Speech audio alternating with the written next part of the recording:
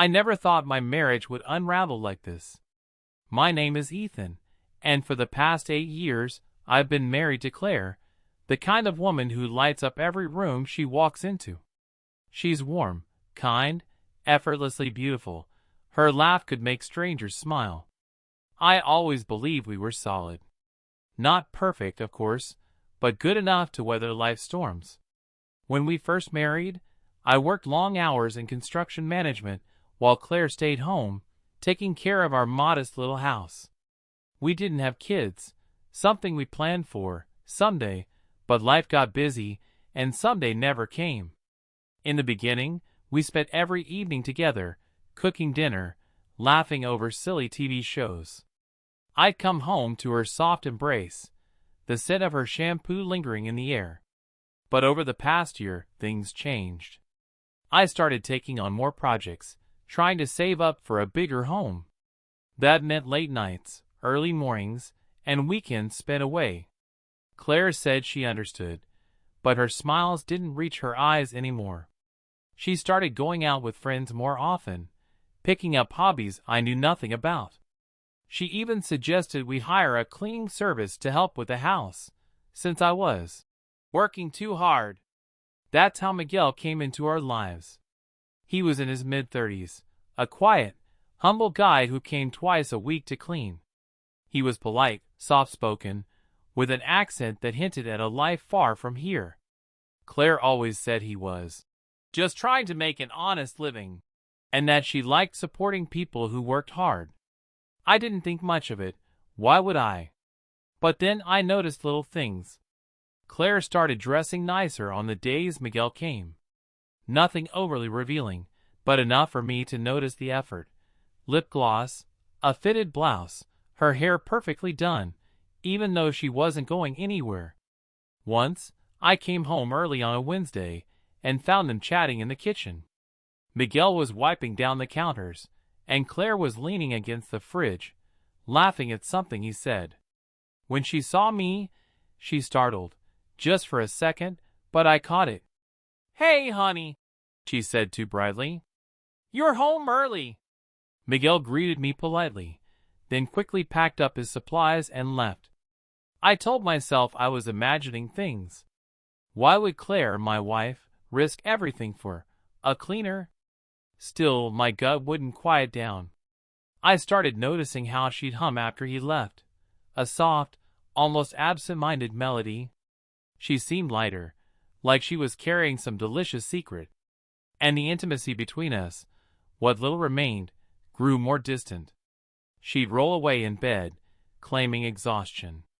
The scent of her perfume would linger in the sheets, even though she hadn't been out. One night, unable to sleep, I checked her phone while she was showering. There was nothing overtly incriminating, no messages from Miguel. But I saw a new app on her phone, a private gallery lock. When I asked about it later, she brushed it off. "It's just for storing recipes," she said with a laugh that didn't quite sound genuine. I wanted to trust her. God, I wanted to. Then came the day that shattered the illusion. I was supposed to be at a job site all afternoon, but a sudden storm canceled the work.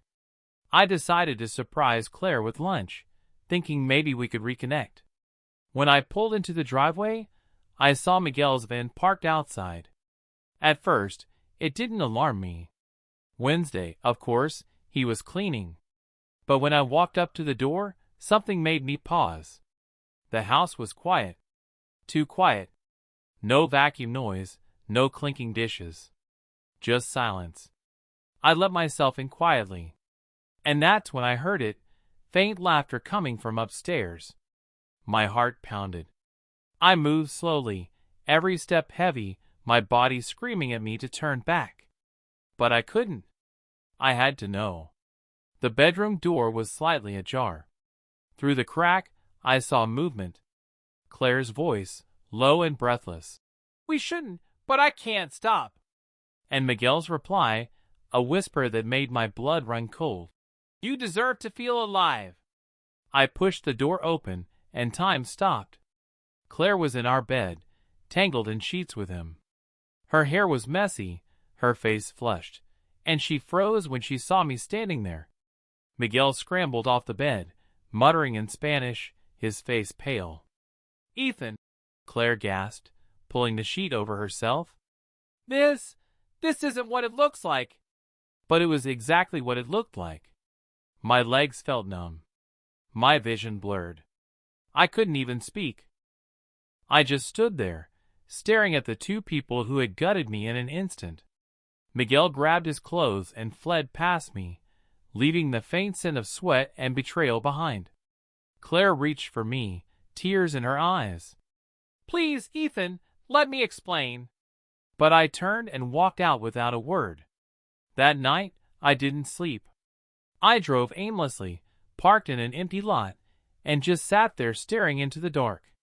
My mind replayed the scene over and over, the sound of her laugh, the way she looked at him, the way she didn't look ashamed, just caught. I wanted answers. I wanted to scream. But most of all, I wanted to understand how the woman I loved became a stranger in my own home. And deep down, I knew this was only the beginning. I didn't go home that night. Instead, I sat in my truck outside a 24-hour diner, nursing a stale cup of coffee while the hours blurred into nothing. My phone buzzed constantly, calls from Claire, then messages, each more desperate than the last. "Ethan, please come home. We need to talk. I'm so sorry. It's not what you think. I love you. Please don't give up on us." But what was there to save? When the sun finally came up, I drove back, but not because I wanted to see her. I just needed clothes, my laptop, some piece of normalcy. I half expected the house to feel alien, but instead it felt like it was mocking me. Everything was neat, spotless, like nothing had happened. Like my wife hadn't ripped the foundation of our life apart just the day before. Claire was waiting in the living room, sitting on the couch with red, puffy eyes. She stood up when she saw me. "Ethan," she started softly, stepping toward me. I held up my hand. "Don't." My voice sounded foreign, even to me. She stopped mid-step, wringing her hands. "Please. Can you let me explain?" I set my bag down slowly and stared at her. "Explain? You were in our bed with him. What's left to explain?" Tears welled in her eyes again. "It wasn't supposed to happen. I didn't plan this. I was lonely. You were gone so much, and I felt invisible. He noticed me." Her words hit like a slap. "So you needed a cleaning guy to notice you?" I said bitterly. "It wasn't like that," she cried. "Miguel, he listened to me. He asked about my day. He made me feel wanted, and I didn't." My voice cracked, part anger, part heartbreak. "All those years, all the sacrifices I made, the hours I worked to build a life for us, was that not wanting you? Was that not loving you?" She looked down, her lips trembling. "You stopped seeing me. You were always tired, always stressed. I felt like a roommate. Miguel came here twice a week, and he made me feel alive again. I didn't mean for it to go this far." I laughed, but it was hollow. "So what was it supposed to be? Just harmless flirting? A little spark to make you feel better? You think that makes it any less of a betrayal?" She tried to reach for me again, but I stepped back.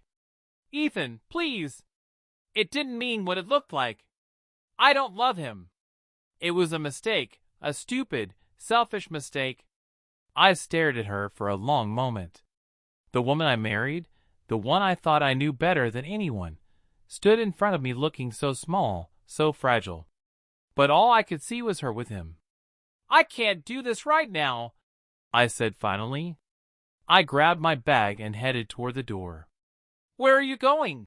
she asked, panic creeping into her voice. "Away," I said flatly. "I need to think. Ethan, don't just leave like this. Please. Don't throw everything away because of one mistake." I stopped at the door and turned to her. You threw it away the second you let him touch you. And then I walked out. The next few days were a blur. I stayed with my friend Marcus, who didn't ask many questions, just handed me a beer and let me sit in silence. But my phone never stopped. Calls, texts, voicemails, Claire begging me to come home, to talk, to give her a chance to make it right. I didn't answer. Instead, I started digging. Part of me needed to know the truth, not just what I saw, but the whole truth. How long had this been going on? Was it just one time, or had there been more? I checked our shared bank account. Nothing obvious. But then I remembered Miguel got paid in cash. I looked up Miguel's cleaning business online. Turns out, he wasn't just some random cleaner. He was part of a small family-run service. He wasn't married, but he had a reputation for being friendly with his clients. I even found a review that hinted at something inappropriate. Rage simmered inside me. I started replaying memories. The way Claire dressed up on cleaning days. The way she smiled after he left. Little excuses she made. I'm going to shower before you get home. Or, Miguel worked so hard today. I made him some lemonade. I realized now how blind I'd been. By the end of that week, I felt two things: heartbreak and humiliation. Finally, I agreed to meet Claire. We sat across from each other at a quiet cafe, the kind of place we used to go on lazy Sundays. She looked exhausted, like she hadn't slept in days. Thank you for coming, she said softly. I nodded, but said nothing. I told Miguel not to come back, she started. I ended it. It was a horrible, selfish lapse in judgment. I was feeling neglected, and I made the worst mistake of my life.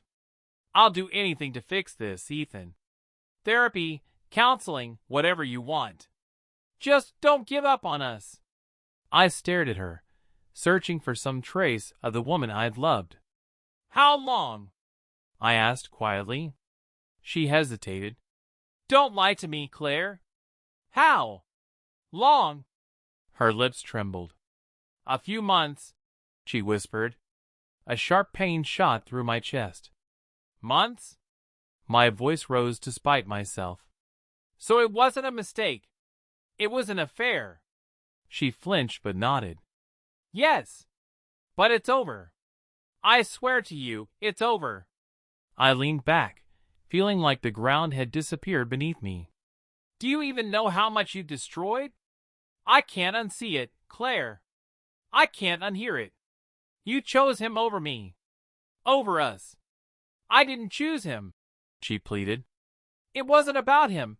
It was about me feeling lost. I don't want him, Ethan. I want you. I shook my head slowly. You wanted me. You had me. And you still went to him. She reached across the table, tears streaming down her face. Please. I'll spend the rest of my life making it up to you. Don't leave me. I didn't pull my hand away, but I didn't take hers either. I didn't know what to say. Because in that moment, I realized I still loved her, but I didn't know if I could ever forgive her. I stayed in limbo for weeks. Every day felt like walking through fog. I went to work, came home to Marcus's spare room, and stared at the ceiling until the early hours of the morning. Claire kept texting, kept calling, kept sending long emails full of apologies, memories, promises. She said she was going to therapy alone, said she wanted to fix herself before she could even hope to fix us.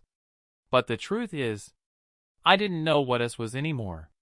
Marcus finally sat me down one evening after I came home from work. Man, you can't live like this, he said. Either you try to fix it, or you cut her loose. But this limbo is eating you alive. He was right. I was stuck between two futures, one where I tried to forgive her and rebuild, and one where I walked away forever. Both felt impossible. That night, I sat in my truck outside the house that used to be mine. The porch light was on, The same way it always was when I came home late. It hurt to see it like that. Familiar, warm, but no longer mine. I finally walked up and knocked. Claire opened the door almost instantly, like she'd been waiting right behind it. She looked tired but hopeful.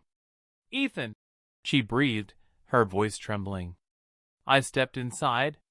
The house smelled the same, her perfume mixed with the faint scent of fresh laundry. It was painfully nostalgic. We sat at the kitchen table, the same place we'd shared countless breakfasts and late-night talks. She poured me tea without asking, just like she always did. For a second, it almost felt normal. Then I looked at her. Really looked at her. And I remembered everything. "I can't keep doing this," I said quietly. Her eyes filled with tears immediately. "Please don't say that. Ethan, I'm getting help. I'm working on myself. I'll do anything. I just want you back. I know you're sorry," I said. "And I believe you mean it. But sorry doesn't erase what happened. I saw you with him, Claire. I heard you. That's burned into me now." She covered her face with her hands, sobbing. "It was a mistake. I was lost. I cut her off gently. "A mistake is something you do once.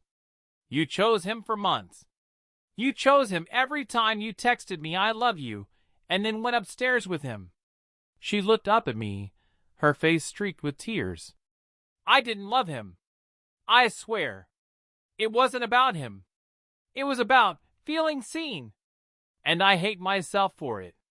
"I believe you," I said. "But that doesn't change the fact that you broke something in me I can't fix." She reached for my hand, desperation in her eyes. "We can heal this. People survive worse. We can go to counseling. We can rebuild. Please, Ethan. Don't throw away 8 years because of one terrible chapter." I stared at her hand hovering over mine. My heart ached. I still loved her. God help me, I still loved her. But love felt different now. It felt heavy, tangled with betrayal and doubt. "I'm not sure I can ever look at you and not see him," I said finally. "I don't want to spend the rest of my life wondering where your heart really is." She broke down completely, her sobs echoing in the kitchen. "So that's it? After everything, you're just going to walk away?" I swallowed hard. My throat felt tight. "You walked away first, Claire. I'm just following." I stood up. She didn't try to stop me this time. The divorce was quiet. We agreed to split things fairly, no messy court battles. She kept the house. I couldn't stand to live there anymore. I moved into a small apartment across town, closer to work. She emailed me once after it was finalized. "Ethan, I hope one day you find peace. I'll always love you, even if I didn't deserve yours." I didn't reply. It's been a year now. Some days are harder than others. I still think about her when I least expect it, when I see a woman with the same laugh at the grocery store, or when I smell her favorite candle in a shop. But I don't feel the same crushing weight anymore. I started therapy. I started running. I even went on a couple of dates. I'm not sure I'm ready to love again, but I'm learning to love myself again. People always say time heals. I don't think it heals so much as it teaches you how to live with the scars. As for Claire, I don't hate her. I don't wish her ill. But I can't forgive her either. Some things can't be undone, no matter how much you want them to be. What I do know is this: I survived. And sometimes, survival is enough.